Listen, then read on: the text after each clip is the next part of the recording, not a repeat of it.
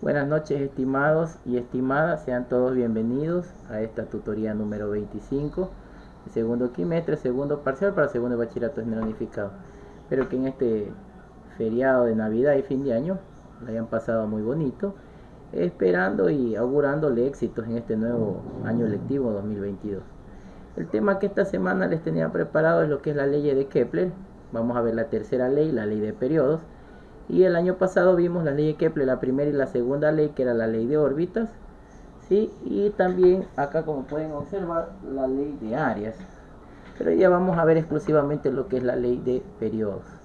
Como ya saben, el docente, el licenciado Carlos Hidrobo, el objetivo, el mismo de todas las semanas, que es comprender la importancia de aplicar estos conocimientos de la física para satisfacer requerimientos del ser humano. Y siempre planteando soluciones a nivel nacional, local, general, que se enfrenta a la sociedad. Bueno, antes de empezar con las leyes de Kepler, pues siempre es importante saber por qué nacieron esto de las leyes de Kepler, ¿no? Básicamente las leyes de Kepler nacieron porque en tiempos del señor Kepler, ustedes saben que es un astrónomo, él se preguntó por qué los planetas tenían órbita elíptica, ya que en esos tiempos se creía que la órbita era una circunferencia. Pero sin embargo, en la actualidad se conoce por la observación de todos los tipos de instrumentos tecnológicos que tenemos para observar los astros, como son los telescopios y los diferentes satélites que se han enviado al espacio. Sabemos que los astros tienen órbita elíptica. Entonces, en ese mismo tiempo, Kepler se hizo esa pregunta y se dio cuenta que la órbita no era una circunferencia, sino era una órbita elíptica. También se preguntó cómo era posible que los planetas puedan moverse sin necesidad de un motor y qué era lo que los impulsaba. Y por último, él dijo, hay leyes que expliquen el movimiento de los planetas. Entonces, basado en eso, nacieron diferentes interrogantes. Dentro de lo más importante que yo destaco, dejen aquí utilizar lo que es la pluma, es que nacieron unas definiciones muy claras de dos conceptos básicos, lo que es el perihelio y lo que es el afelio. Entiéndase que el perihelio, ¿no es cierto?, es aquella distancia cuando estamos más lejos del Sol, y el afelio es cuando estamos más cerca del Sol o cuando estamos más cerca de los astros. En las fichas que yo les he compartido hay también definiciones de lo que es perigeo, ¿sí?, y apogeo, que son definiciones que tienen referencia a la distancia ya no solamente entre un astro y el Sol, sino entre la Luna y la Tierra. En este caso ahí cambian las definiciones, ya no se llama perihelio, sino se llama perigeo, y en vez de afelio se llama apogeo, que son la distancia entre el Sol y los planetas, y en el otro caso que les mencionaba es la distancia entre la Luna y el Sol. Entonces, estas leyes de Kepler básicamente nacieron como un accidente. Se podría decir que en base a lo que él observaba, planteó ciertas hipótesis que a lo largo se convirtieron en realidad. Entonces, la primera era que ya se cambió el tabú de que se creía de que todos los astros, vamos acá, estábamos aquí, que los astros tenían una trayectoria que era una circunferencia. Eso ya se dieron cuenta de que era incorrecto. Los astros en realidad tienen una trayectoria que es elíptica. ¿Qué significa que es elíptica? Que no es una circunferencia y que va a tener, no como acá en la circunferencia que tiene un radio, acá va a tener dos radios, un radio mayor y también va a tener lo que es un radio menor. A ver, pongamos con otro color para que me puedan interpretar bien eso. Tiene un radio menor, entonces tiene un radio menor llamado RA, y también tiene un radio, vamos a cambiar el color del lapicito,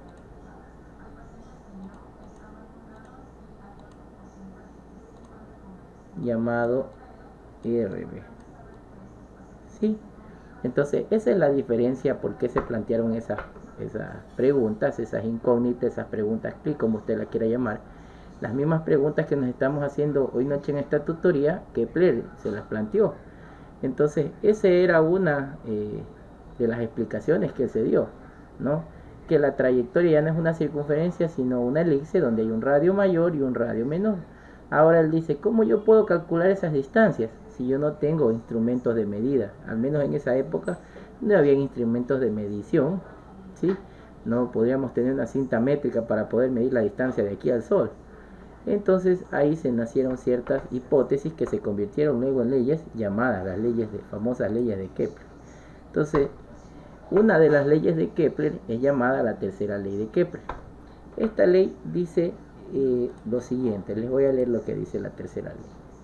La tercera ley de Kepler dice que el cuadrado del periodo de revolución de un planeta alrededor del Sol es proporcional al cubo del semieje mayor de la elipse que describe en su movimiento.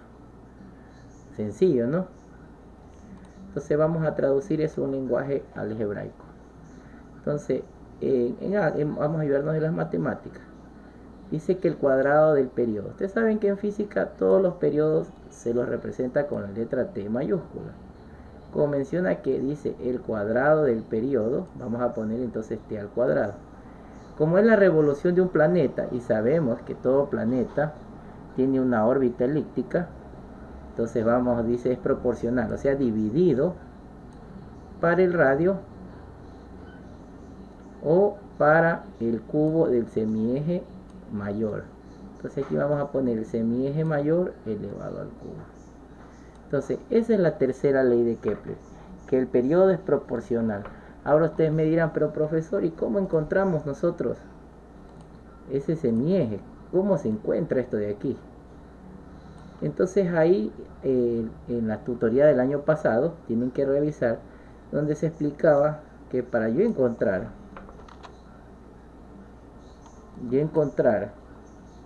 ese semieje mayor, tengo que hacerlo simplemente sumando los dos radios que tiene, el radio de A más el radio de B, y dividirlo entre 2. Con eso yo puedo encontrar.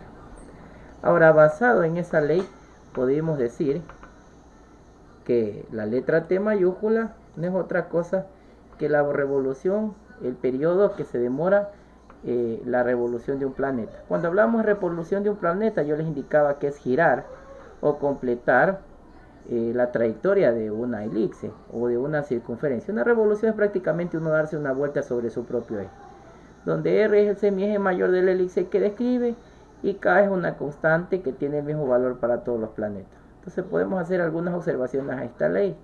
Si consideramos por simplicidad que la trayectoria de un planeta es circular, entonces R será el radio. Esta aproximación es razonable, válida para casi todos los planetas del sistema solar. Pero sin embargo sabemos que la trayectoria no es una circunferencia, sino es una elipse. Entonces la ley de periodos puede utilizarse para calcular el valor del periodo de un planeta si se conoce el radio orbital, o sea, el radio de la órbita. O viceversa, comparándolos con el radio y el periodo determinado planeta, por ejemplo, de la Tierra. ¿Qué quiero decirles con esto? Que si yo tuviera tres astros que están los tres girando teniendo trayectorias elípticas, vamos a suponer que este T de aquí es la Tierra, este T1 es Marte y este T2 es Júpiter. Con la aplicación de esta ley podríamos decir que el periodo que se demora en orbitar la Tierra sobre su radio al cubo es igual al periodo que se demora Marte al cuadrado dividido para el radio de esa órbita al cubo de Marte, es igual también al periodo que se demora el otro planeta, Júpiter en este caso elevado al cuadrado, sobre el radio medio de Júpiter elevado al cubo. ¿Qué quiere decir con esto Kepler? Que Kepler decía que si tú conoces la distancia del Sol a la Tierra, podremos calcular la distancia del Sol a Júpiter, a Venus, a Marte, a cualquier astro que esté teniendo una trayectoria elíptica alrededor del Sol. ¿Por qué podemos hacer esto?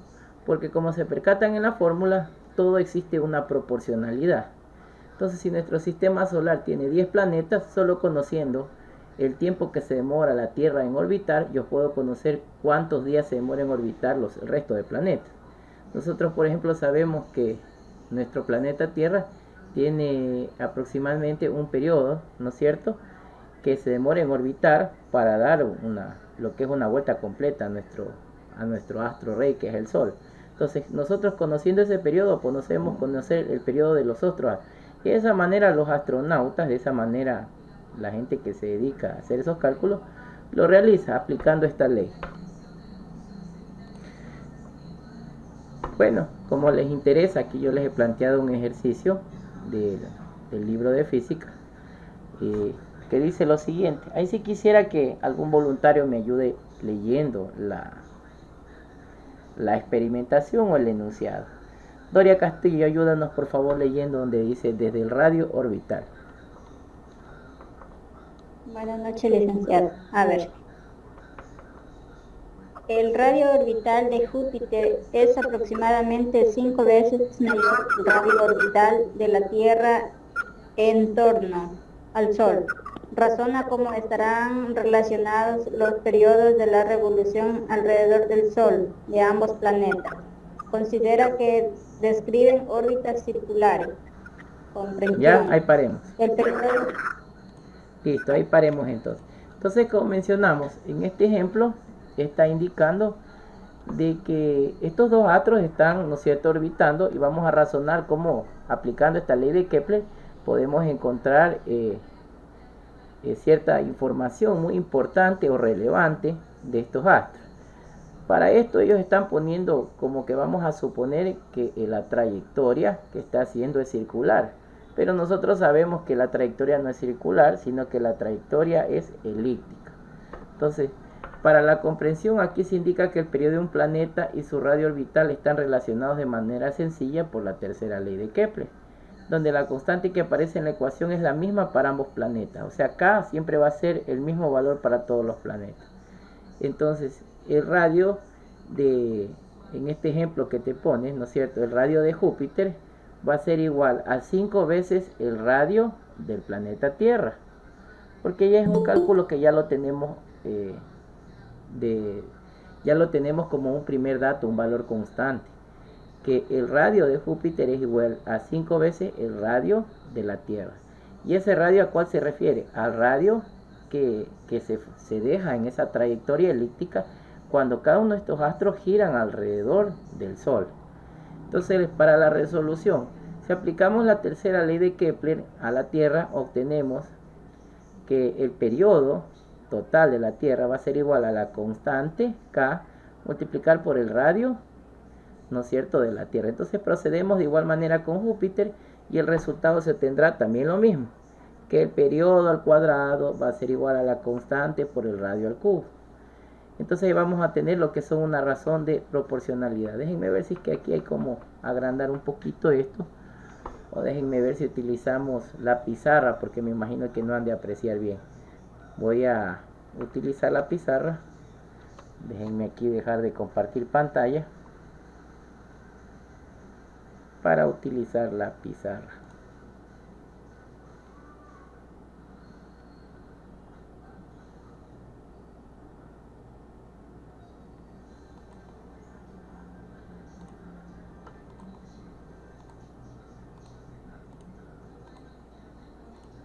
Vamos a borrar este lienzo. Me imagino que ya han de observar la pizarra. Bueno, voy a entonces a detener esa presentación y vamos a copiar entonces el enunciado.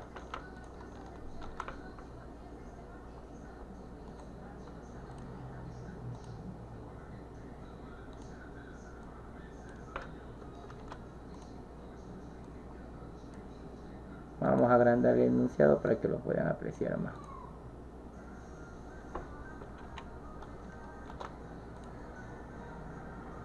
Ahora sí, lo vamos a enganchar. Ahí ya lo pueden observar mejor.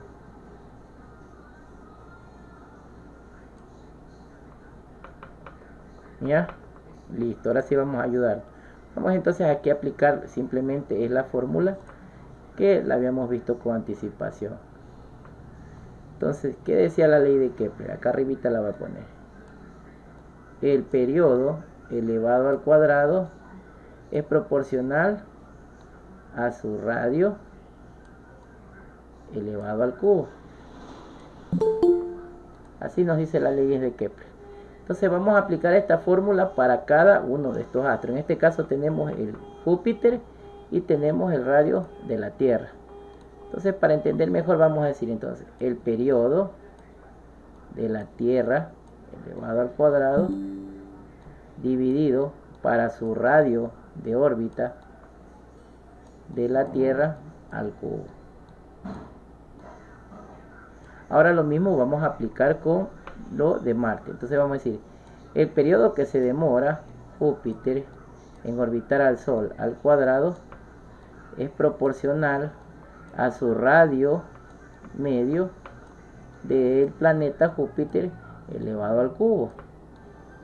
Entonces igualamos, porque ambos nos va a dar una relación de proporcionalidad, y entonces vamos a pasar los radios hacia el un miembro y vamos a dejar en el un miembro los periodos y en el otro miembro lo que son los radios orbitales.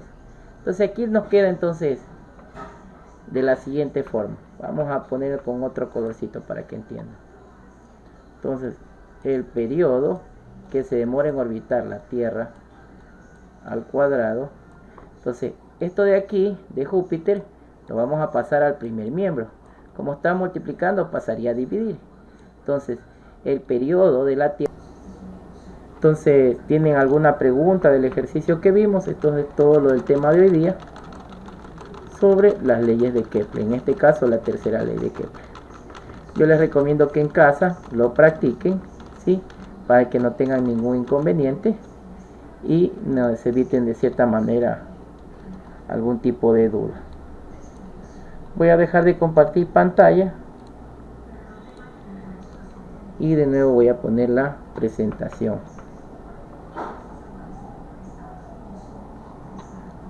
Les ruego por favor activen sus cámaras para hacer la captura de la tutoría. Activen por favor sus cámaras.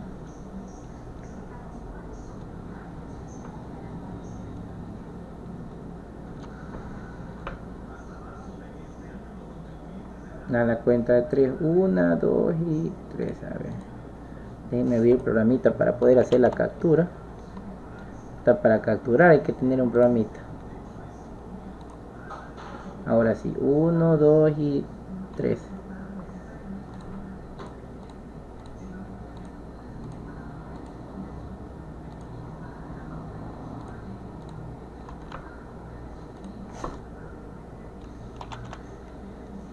Entonces, ¿tienen alguna pregunta de la tutoría de hoy día o estuvo un poco complicada?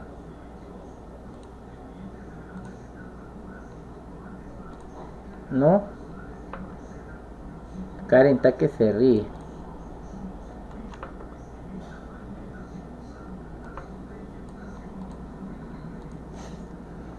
Pueden nomás entonces desactivar la cámara.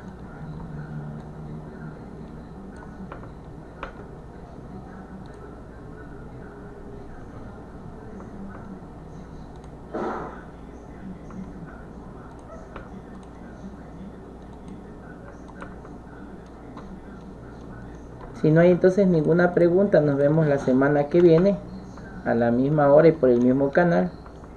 Y si no entendieron algo, por favor me escriben por interno para poderles subir algún video para que ustedes puedan retroalimentar.